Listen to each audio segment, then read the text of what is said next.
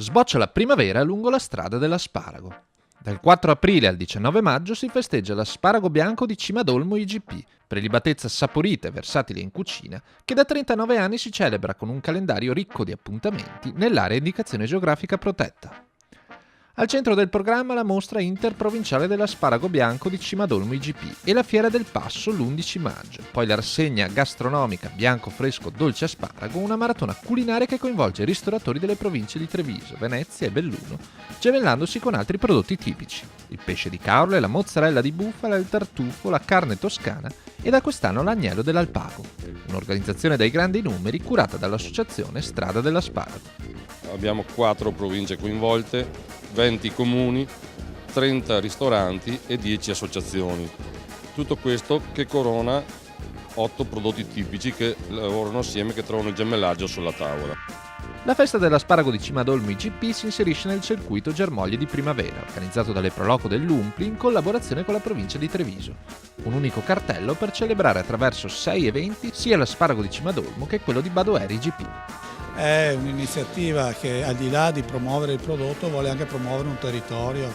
Il territorio da un lato a Cimadolmo del Piave, di tutte le zone contermini che stanno poi legato ai ricordi della Grande Guerra, poi andiamo verso a celebrare il centenario, e dall'altro Badoere, il Sile, il Parco del Sile, un'altra valenza, oltre che di un prodotto agricolo, di un territorio unico nel suo genere.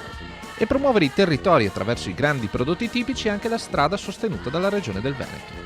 Oggi non si vende più un prodotto fine a se stesso e la sua qualità, ma tutto ciò che intorno c'è attorno al prodotto, quindi la cultura, il paesaggio, tutto il territorio in senso generale, tutto quello che in qualche modo è il valore aggiunto. E l'agricoltura è sempre più motore di economia locale. 100 sono gli ettari coltivati ad asparago bianco di Cimadolmo con una produzione di 70 quintali per ettaro. In primavera, quando rifiorisce tutto, l'asparago entra in maniera maestosa nell'enogastronomia della provincia di Treviso, un'associazione sicuramente importante con le Proloco per la promozione di questo meraviglioso prodotto, un'associazione e un consorzio per la promozione e la produzione che permette di avere anche delle redditività importanti da parte dei produttori. Un prodotto unico, l'asparago di Cimadolmo, per il quale il territorio ha saputo fare squadra.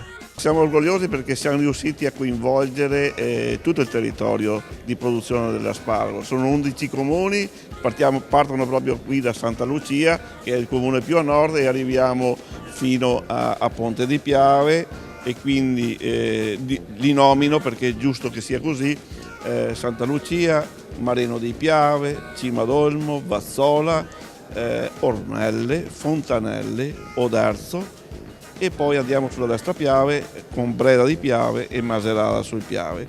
Quindi un bel gruppo che si interfaccia proprio col nostro territorio, il Piave, e quindi un terreno fertilissimo che crea questo prodotto che è stupendo.